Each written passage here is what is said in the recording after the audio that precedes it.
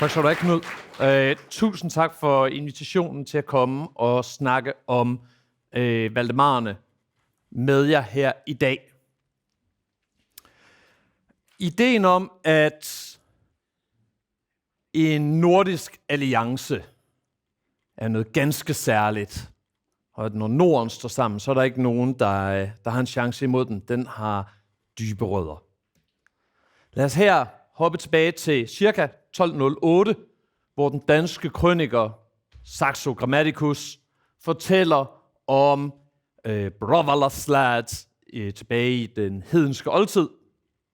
Her har en tyrannisk dansk konge invaderet Sverige, men heldigvis har den svenske konge i alliance med nordmændene sat sig klar til at modstå denne tyranniske danske konge. Og Saxo lader den svenske konge fortælle sine mænd, at det skal være ved godt mod, på trods af, at der er så mange fjender på den anden side. For der er faktisk kun få danskere på den anden side. Mest så er det tyskere og andre kvindagtige folk.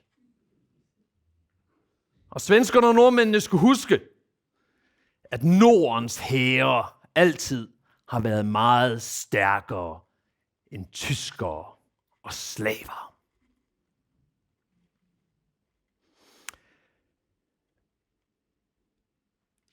Jeg har været lidt bange for at skabe sådan en dårlig stemning, når vi nu skulle snakke om, hvordan Norden har stået sammen kulturelt og militært gennem tiderne.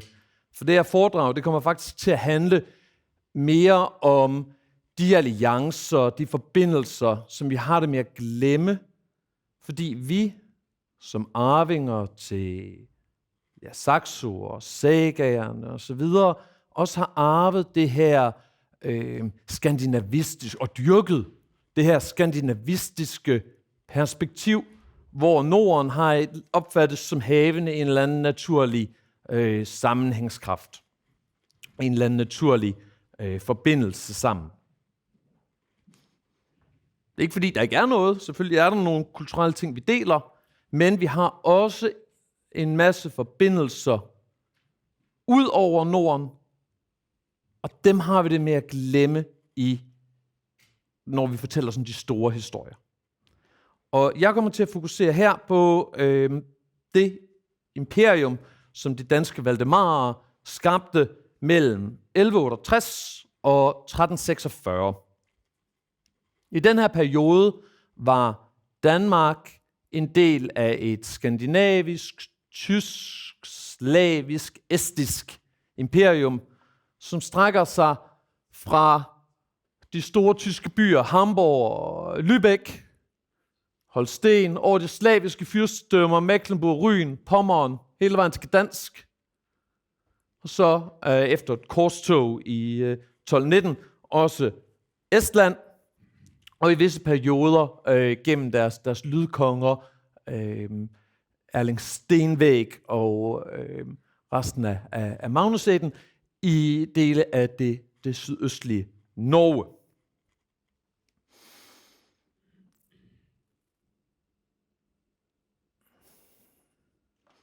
Man skulle tro, at sådan et imperium og den måde, det hang sammen på, ville have været helt centralt for dansk forskning. Men det har det ikke været. Men vi vil også tro, at de her forbindelser på tværs af landene burde have vakt interesse, men det har de ikke. Og jeg vil komme ind på, hvorfor om et øjeblik.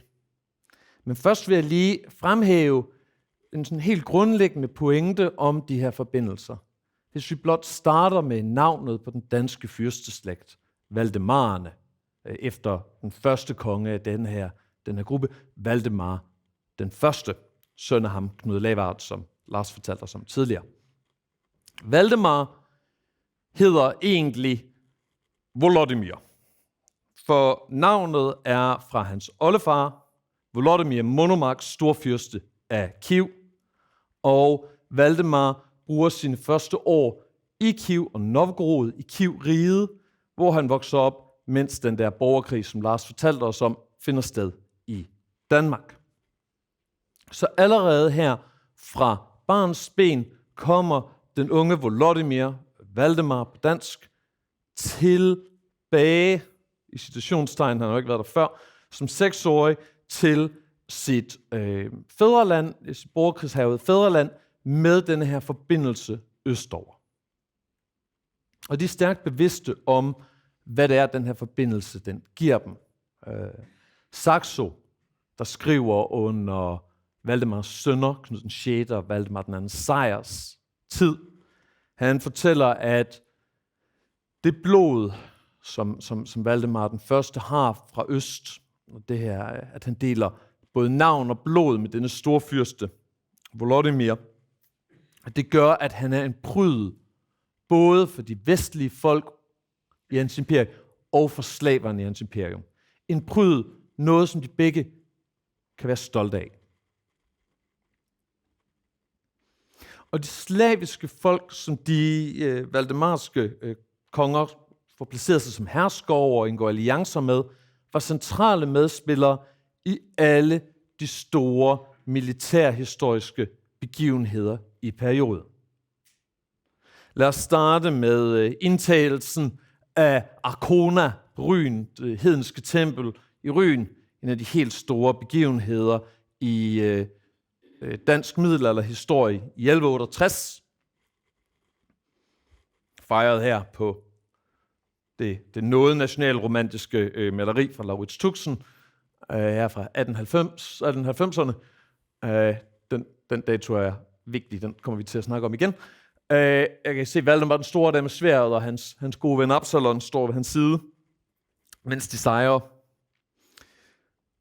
Der er virkelig understreget skellet her mellem danskerne, den er rødblonde, korsbærende elite, og så disse mørkløde slaver over i nederste venstre hjørne. Det, der ikke bliver plads til på Laurits Tuxens maleri, det, der kun knap er plads til i Saxos skildring af det hele, er, at det ikke var en ren dansk sejr. Sejren på Ryen er kun opnået, fordi danskerne havde angrebet Ryen i alliance med fyrst Bugislav og Tetislav af Pommern. Ja, faktisk, da det lykkedes en ung dansker at sætte ild til rybrugernes forsvarsværker, der var det pommeranerne, Bugislav, Tetislav, der ledte angrebet ind på Arkonas port, mens den brænder sammen omkring dem, der forhindrer rybruerne i at slukke ilden. Men det er ligesom ikke rigtig kommet med. Knap nok i den danske historieskrivning, og der er slet ikke i malerierne fra 1800-tallet. I 1219, under korstoget til Estland, sker der det voldsomt uheldige, at den danske konge, Valdemar den 2. Sejr, han bliver overrasket midt om natten af et estisk modangreb, og det hele er ved at gå galt. Da, fortæller en myte fra 1500-tallet, mens danskerne var ved at blive knækket, faldt fra himlen ned den rød-hvide danske fane, Dannebrog, og bragte danskerne sejr. Okay, vi ved godt, det er en myte, og det siger folk også altid, at det er en myte. Fint nok. Det vi sjældent taler om, er, hvad den eneste samtidige krønike, Henrik af Letland, faktisk fortæller os af grunden til, at de sejrede. Henrik af Letland fortæller os, at de sejrede, fordi Valdemar havde en stor flok tyske riddere i sit følge, som hjalp ham. Men først og fremmest, der med i hans hær var den unge fyrst Tetislav af Ryen. Hans mænd havde holdt sig i god orden. Da esterne angreb, lykkedes det Tetislav og rybruerne at lede et modangreb, som kastede esterne tilbage. Altså, den danske sejr i Estland blev faktisk vundet af rybruerne. Den næste generation født efter, at Ryen var blevet en del af det kristne valdemarske imperium. Men Tetislav, Jeg ved ikke. Kunne det være Tætteslag, der står derovre? Måske, det ved jeg ikke. Der er ikke rigtig gjort noget ud af, at det her ikke er, igen, at det fremstilles som en dansk triumf.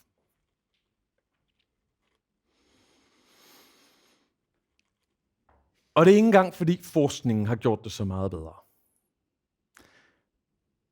Forbindelserne til de slaviske og tyske folk i riget har vækket meget lidt interesse i den danske historieforskning. Da den store kæmpe Christian Erslev, en af vores helt store historikere, så tilbage på Valdemarernes imperium i 1898, så konkluderede han, at det hele jo nok var et dødfødt projekt, fordi Valdemarernes erobringer havde helt igennem lidt af den store mangel, sammenlignet med tyskernes sådan Dragnarosen, at landevindingerne ikke var ledsaget af kolonisation. Altså, man erobrede godt nok landene, man gjorde godt nok folk som ham, den unge Tætteslag, til vasal, men det betød ikke rigtig noget, for der flød ikke rigtig nogen danskere med. Der var ikke nogen unge danske jenser derude, som overtog slavernes marker og lavede nye byer og ligesom kunne sikre det. Og så kan man sige, ja, det var 1890'erne, der havde folk jo nogle andre holdninger til ting, men den har altså fulgt med hele vejen op, således at selv i 2000'erne kan man høre imperiet beskrives som et skrøbeligt, dødfødt projekt, der med Jon Lind, som ellers er en fremragende historiker her, med hans ord, der brast imperiet som et korthus i 1223, da den danske konge Valdemar Sejr bliver taget til fange en af sine undersåtter.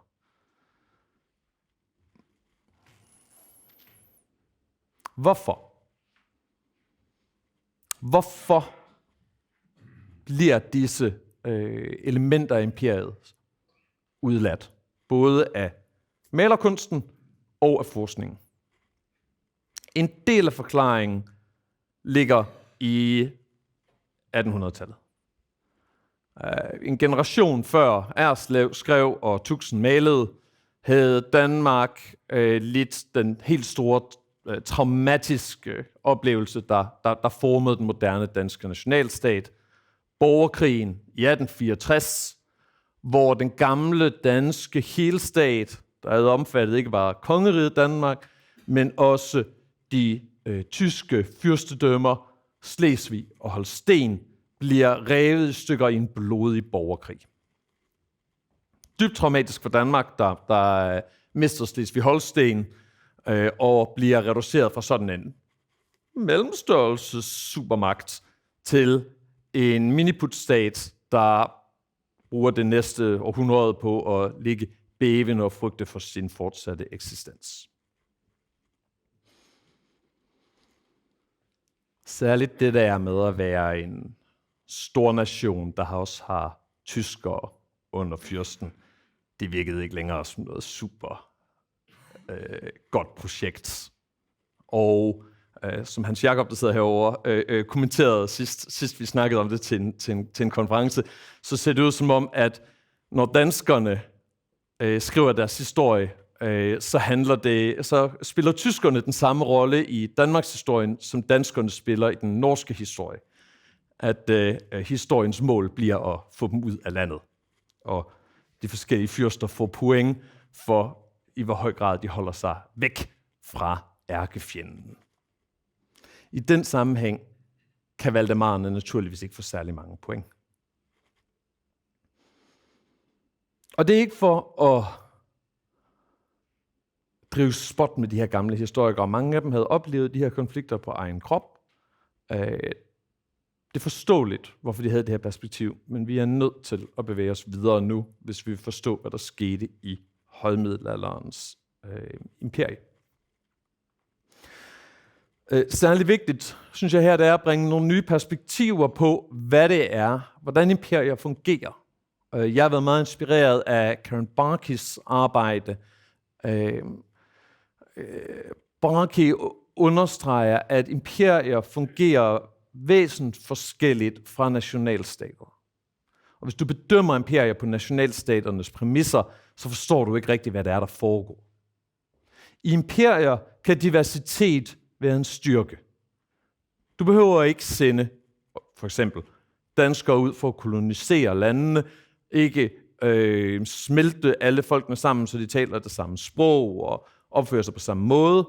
Du kan faktisk, og det har mange af de store imperier, som ottomanerne, som romerne osv., gjort, du kan dyrke den der diversitet. Lad folk gøre, hvad de nu passer sig. Bed til de guder, de nu gør. Tale de sprog, de nu gør.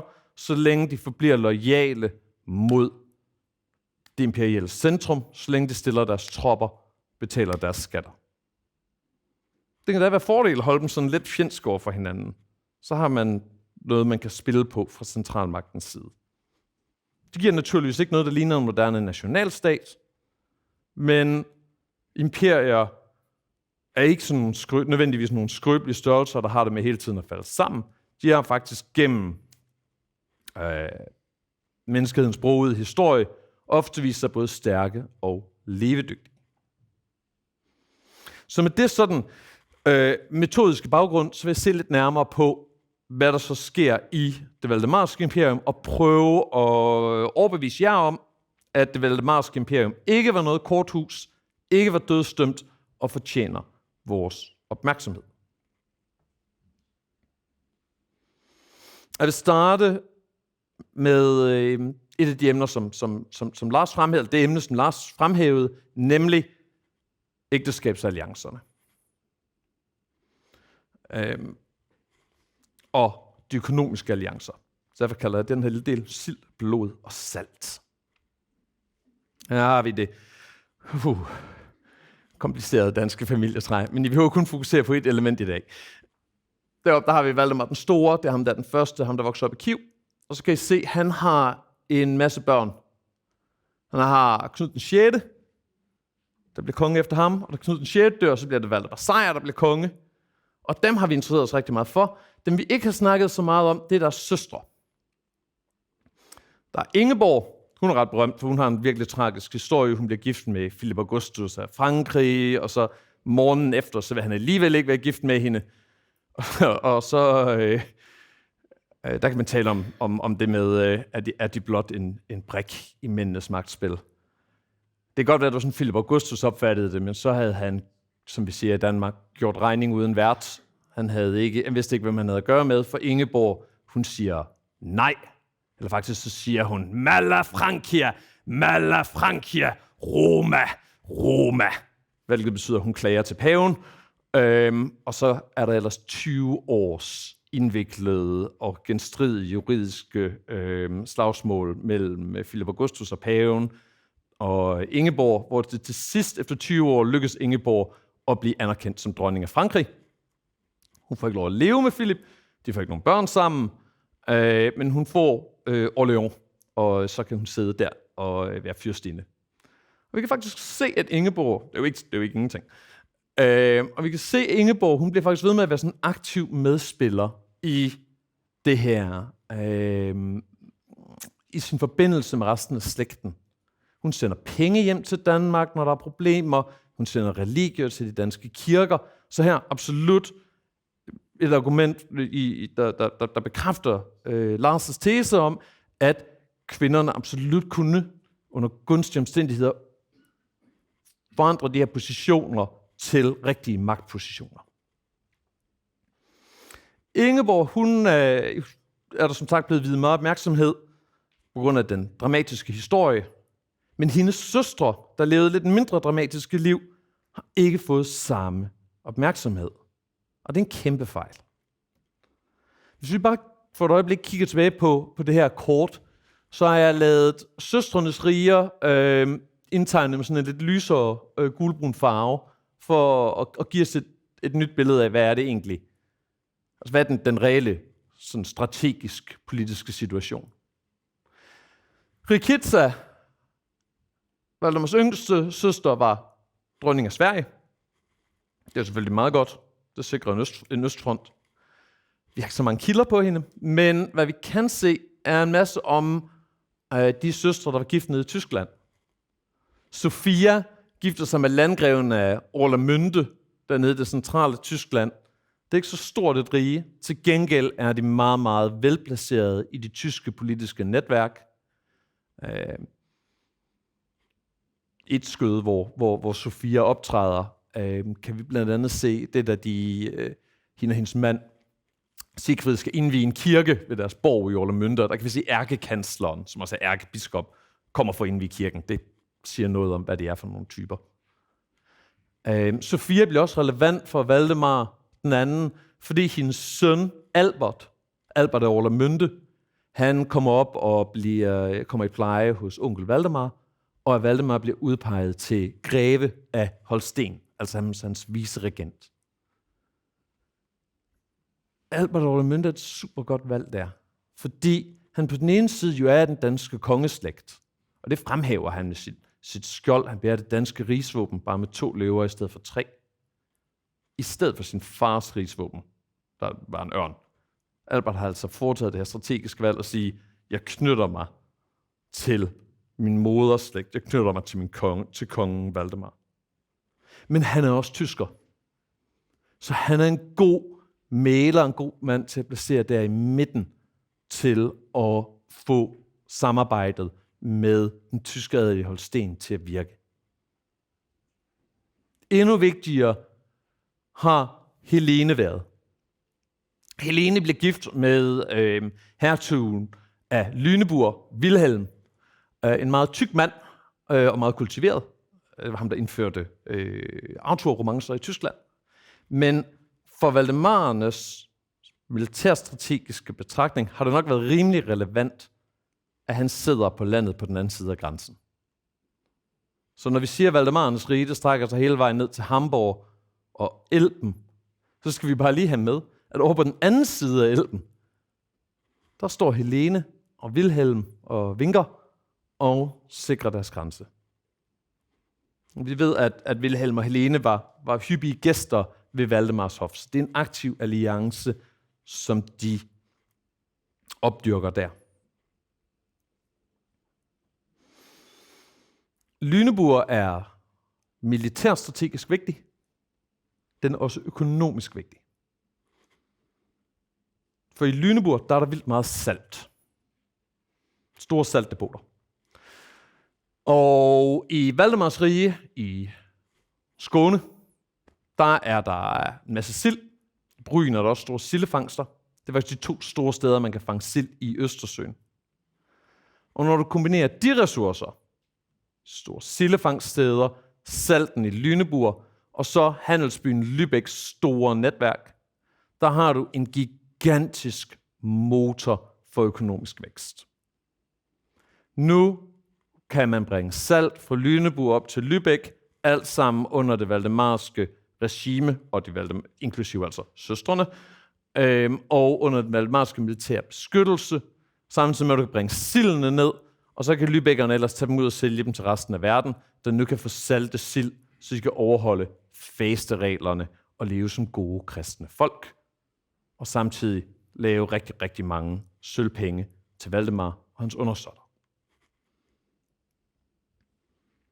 Altså jeg kommer til at snakke en masse om kultur nu, men vi skal lige have med det her med, at der bliver lavet enormt mange sølvmark på silden og salten. Nok er den helt allervigtigste motor for det valdemarske imperium.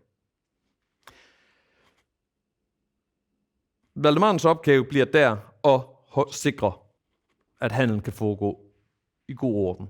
Til det formål bygger de en masse borge ned langs grænsen. Her har du den bedst bevarede Grütpoort, og ved det der på det tidspunkt var grænsen mellem det valdemarske Pommern og Brandenburg. Og så Valdemars enorme bymur hele vejen rundt om Lübeck, hans vigtigste handelsby. Lidt overset i den danske forskning i hvert fald, men den her borgmur var altså større end den mur, hans far havde bygget ved Dannevirke. Det har været et kæmpe projekt, og Valdemar gjorde meget ud af det. Alle de mønter, han udstedte i Lübeck, de fremstillede kongen sådan svævende over en bymur, som vi ser herovre til venstre. Der blev hele tiden understreget den her pointe, om Valdemar var ham, der garanterede sikkerhed, så de kunne lave alle de der sølvpenge. Så penge, sikkerhed, blodsbånd, men samtidig en stor indsats for også kulturelt at kunne passe ind i de her forskellige riger, som lå under Valdemarens herredømme. Så derfor skal vi nu snakke om den danske hæderlighed, eller den danske anstændighed, som en af deres undersåtter, den tyske krønikeskriver Arnold Lübeck, kalder det. Valdemar den anden, han var den danske konge siden Knud den Store, der havde flest skjalde ved sit hof. Og han var ikke bare en passiv publikum til skjaldene. Nej, vi ved fra den islandske skjald, Olafur Þórðarson, hvideskjald, nevø til Snorri Sturluson, som besøger Valdemar, at Valdemar han virkelig var dygtig med runerne. Blandt andet fortalte Valdemar Olafur et panagram, kalder man det på dansk. I ved, sådan de her sådan vrøvlesætninger, hvor man prøver at bruge alle bogstaver i alfabetet en gang. Og så skal man prøve at lave en sætning, der i hvert fald der sådan giver mening grammatisk set. Valdemar havde lavet en med runealfabetet, som oversat lyder, sprængt mands hø, flyr 20 bold. Og så har forskningen brugt 500 år på at prøve at finde ud af, hvad det betyder. Og budene er frustrerende forskellige. De går lige fra, at det er egentlig noget med nogle grammatiske jokes omkring hvordan de forskellige runer ser ud over for hinanden, til at det handler om, hvordan man lokker høge tilbage, når de har været ude på jagt. Og så er der en, der er sådan et forhold, som går på, det er sådan en lidt lurvet karlekammerhumor, om at den trætte mands hø flyr fra frække Tove. Vi ved ikke, hvad det er, men hvad der har været betydningen. Men det, der helt klart har været betydningen for Valdemar, har været, at han kunne demonstrere, se mig, jeg forstår mig på den der gamle, nordiske, prestigiøse fyrstekunst med runerne og deres betydning. Det har været vigtigt for en dansk konge at fremhæve det, når man prøvede også at markere sig som overherre over i Viken herovre i Oslo. For danskerne havde et forfærdeligt ry ude i skjaldekunsten. Det var sådan lidt en joke blandt islandske skjalde, at danske konger de ikke rigtig kunne skelne god og dårlig skjaldekunst fra hinanden. Fordi det var sådan lidt. De var lidt nogle amatører. Så det har været vigtigt for Valdemar, og viser i hvert fald, det er noget, Valdemar har investeret tid og kræfter i, og markerer sig, at han faktisk godt mestrer den der kunst, de der kulturgodser, som er vigtige en del af hans rige. Men han laver det samme nummer over for tyskerne. Der er masser af tyske mindesangere i Valdemars hof, der laver digte for hans sønner. Og Arnold Lübeck, der sidder nede i Lübeck og skriver, mens Valdemar han er konge, han fortæller, at danskerne nu lever som tyskerne. Hvis skikke de har lært ved længere at leve side om side med dem. Og derfor er de endelig begyndt at opføre sig som ordentlige folk. Faktisk fremhæver Arnold det her, mens han er i gang med at forklare, hvordan det valdemarske imperium dog overhovedet kunne opstå. Det bliver en måde for Arnold at forklare, hvordan de der barbarer fra nord dog nu kan optræde som herrer i Tyskland. Det er faktisk noget tyskernes egen. Det er ligesom et markerer den tyske civilisationsmissions succes. Nu er danskerne blevet så tyske, at de endda kan fungere som herrer i Tyskland, takket være tyskernes gode eksempel. Og det er altså ikke noget, Arnold han bare hiver ud af den blå luft, for vi kan faktisk se fra Valdemars egne silkeklæder i hans grav i Ringsted, at silken gjorde indtog i Danmark. Den her, og samtidig kan vi også se fra andre steder, de her ridder, idealer, turneringer osv. er noget, man begynder at dyrke i Danmark på det her tidspunkt. Noget, jeg fandt meget, meget fascinerende, var, at vi også kan se tegn på, at man interesserede sig for den nyeste tyske digtekunst. Omkring 1200, der forfattes det store tyske heltekvad fra perioden Nibelungenlied. Fantastiske historier om hvad der så siden hente med ham, Sigurd Fafnersbane, og alle de uhyreligheder, der sker i Tyskland. En fremragende historie, der fortæller om slægtsbånd, om eder, og hvad man skylder hvem, osv. Der var enormt populær i sin samtid. Men det første sted, vi har et vidnesbyrd om, at man kendte til Nibelungenlied, det er Danmark.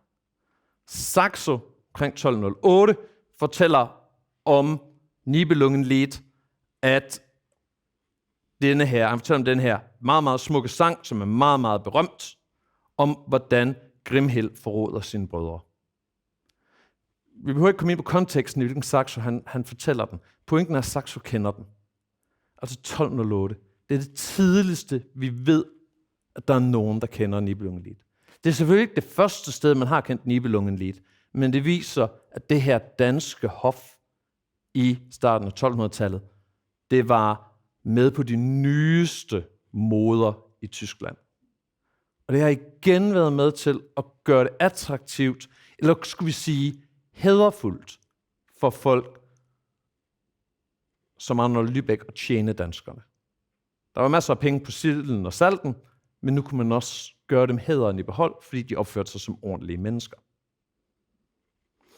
Vi ved mindre om, hvordan de arbejdede med slavisk kultur. Vi mangler simpelthen den slaviske krønikeskriver, der fortæller om det. Vi har snakket om, hvordan Saxo fremhæver, at Valdemar han har blod fra Kiev, og at hans navn er derovre fra. Vi har nogle enkelte spor, eksempel fra materiel kultur, som vi kan bruge. Det her er det såkaldte Dagmarkors.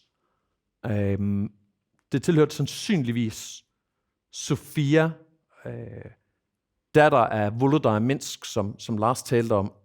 Hun var gift med Valdemar den Første, altså mor til Knud den 6. og Valdemar Sejr. Nyeste forskning har påvist, at det her kors, som hun blev begravet med i Ringsted, er blevet fremstillet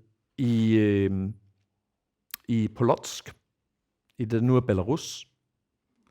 Vi kan se, at illustration af billederne har lignet, altså til forveksling, billederne fra det nu tabt kors fra Polotsk, der har været sådan en af de store triumfer, en store nationale symboler i Hvide Rusland.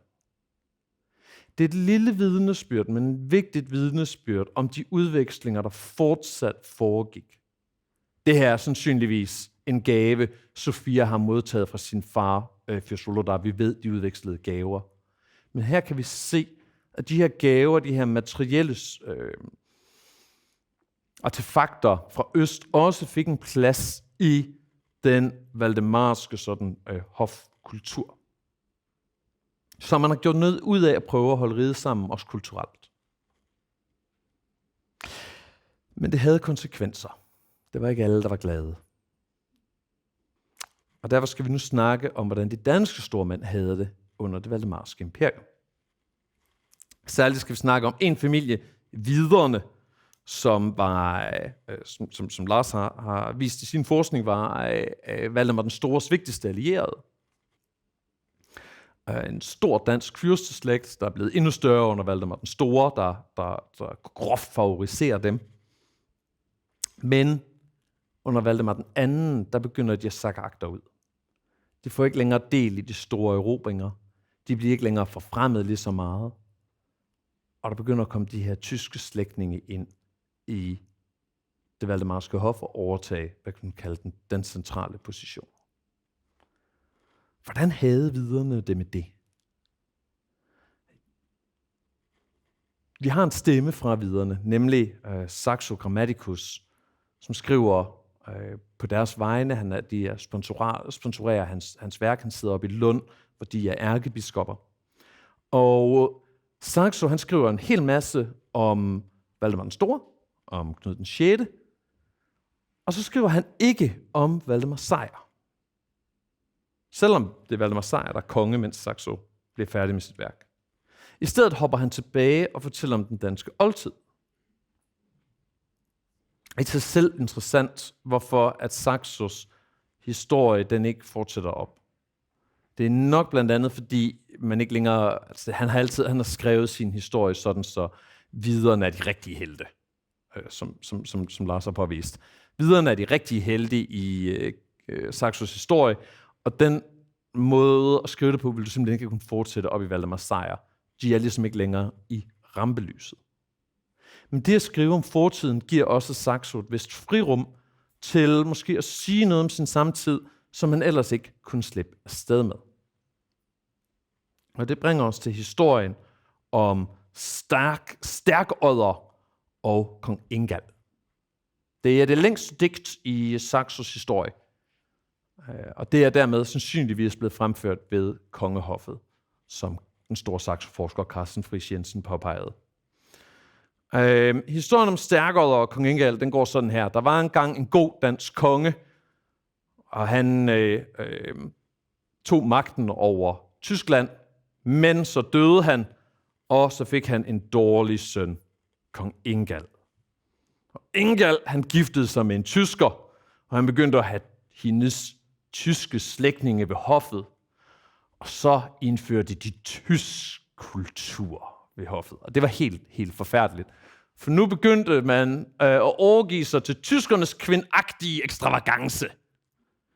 Derfra fik vi de prangende opdækninger, kredsende køkkener, kokkenes uhumske arbejde og alverdens afskyelige pølser.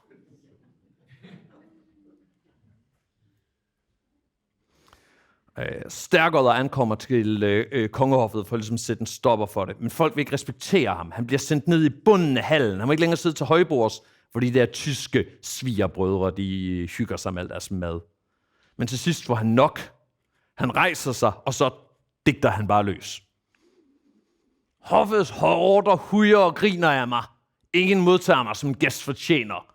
Jeg må stå for grovkornets spot og tåle bidende sladder. Så taler han om, hvordan de følger de her tyske skikke ved bordet, og så begynder han også at snakke om det kongelige sovekammer. Jeg vil ikke gå i detaljer der, men det Stærkodder ligesom får impliceret er, at hvad kongen og dronningen de foretager sig derinde, det kommer der ingen dansk tronarving ud af.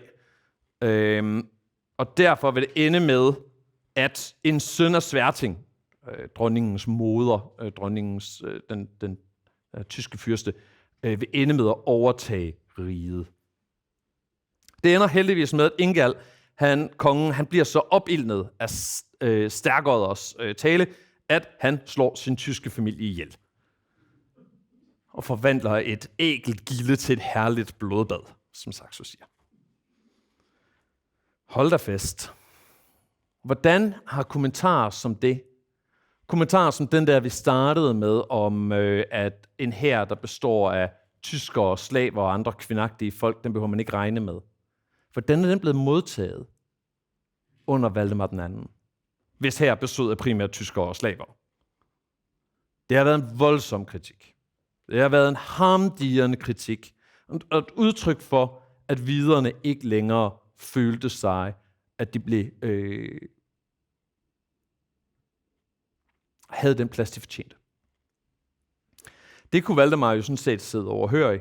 Han havde rigeligt, han sad sikkert i sadlen, han havde gode alliancer i Tyskland og blandt de slaviske folk. Og derfor går det jo meget godt indtil en majnat i 1223. Den 6. maj 1223 er Valdemar på jagt på øen Lyø, nede i det syddanske øhav, med den tyske greve Henrik af Schwerin, hvis lande han har hapset. Nu prøver han at forhandle sig til fred med Henrik og få en ordning. Men Henrik, han slår til, tager Valdemar og Valdemars søn og medkonge, Valdemar den unge, til fange. Og på det her punkt, der stopper de danske historikere ofte med at sådan beskrive de særlig store detaljer, og så siger de bare, som vi hørte, at nu falder riget sammen som et korthus. Ja, når de siger, at riget nu falder sammen som et korthus, så handler det jo nok blandt andet om, at alle de vigtige kilder ikke er kommet med i de danske kildesamlinger. For de danske kildesamlinger, Diplomatarium Danicum og Danmarks Riges breve, som er sådan ryggraden i dansk middelalderforskning. Ja, de her trækker altså, de er fra starten af 1900-tallet. De trækker altså en grænse ved Ejderen. I ved hernede, grænsen mellem Slesvig og Holsten, den der meget betændte grænse, hvor danskerne mente, det historiske Danmark gik til. Og så er kilderne nordfra, de kommer med. De er danske. Kilder fra Skånelandene, de kommer med. De er også danske. Kilder, der involverer danskere i Frankrig, kommer sjovt nok også med. Men kilder fra Tyskland, og kilder fra de der slaviske lande, der på det tidspunkt var blevet en del af Tyskland, de kommer ikke med. Og derfor ligger de der kilder kun i de tyske kildesamlinger, og bliver sjældent brugt af danske historikere. Men hvis vi bruger de her kilder ned fra de tyske kildesamlinger, så kan vi faktisk se, at riget overhovedet ikke faldt sammen som et korthus. Faktisk lykkedes det Albert af Orlamünde at sætte sig igennem som rigsforstander, mens Valdemar sad i fængsel. Han holdt alliancen med slaverne sammen. Han holdt sammen på Holsten. Men det er rigtigt, at danskerne nu melder sig ud. Danskerne, altså hviderne, de opfatter Albert Orlamünde som en forræder, som en, der vil svigte Danmark og vil ikke hjælpe ham. Og derfor ender Albert med at stå alene. Alligevel lykkes det ham at overvinde det første forsøg på at indtage Valdemars imperium 1224. Men året efter, i januar 1225, bliver han besejret i slaget ved Møllen. En samtidig tysk krønike fortæller os, at kampen varede fra solopgang til solnedgang. Og den var usædvanlig hadsk, og der flød store mængder blod. På trods af Alberts nederlag kommer der til 2 yderligere slag. 1226 ved Rendsborg. 1227 ved Bornhoved, hvor blandt andet Otto af Lüneburg, søn af Helena Lüneburg, er med på den danske side. 4 blodige slag for at holde imperiet samlet. Og dertil, det slutter vi af med, kampe om borgene, som Valdemar og Albert Orlamünde havde bygget. Her har I den bakke, som Albertsborg ved Hamborg, den lå på, det er kaldt Spøgelsesbakken. Alberts garnison ud fra Hamborg, de nægtede at overgive sig, og derfor var Henrik af Schwerin og hans folk nødt til at lave stormløb på borgen. Og det så bliver garnisonen jo slagtet, hvis de ikke har ville gribe lejligheden til at lave en fred. Men lokale legender i Hamborg, de fortæller både, at Albert han gemte sin store skat nede i bakken, og at hans mænd blev nægtet en kristen begravelse. Og derfor skulle Alberts mænd stadig gå igen som fredløse ånder på Spøgelsesbjerget. Spøgelsesbjerget er aldrig blevet tilfredsstillende udgravet. Og jeg synes, den her historie om de hjemløse ånder nede på Albertsborg er et passende sted at stoppe historien om imperiet. De hjemløse i en slags dobbelt forstand. De var patrioter, der kæmpede til det sidste for et rige, der ikke rigtig eksisterer længere. De har ingen plads hverken i den tyske nationalhistorie eller i den danske. De er jo trods alt tyskere. De var folk, der kæmpede til det sidste for det valdemarske imperium, der faldt sammen omkring dem. Ikke som et korthus, men som noget folk kæmpede for til det sidste. Tak skal I have.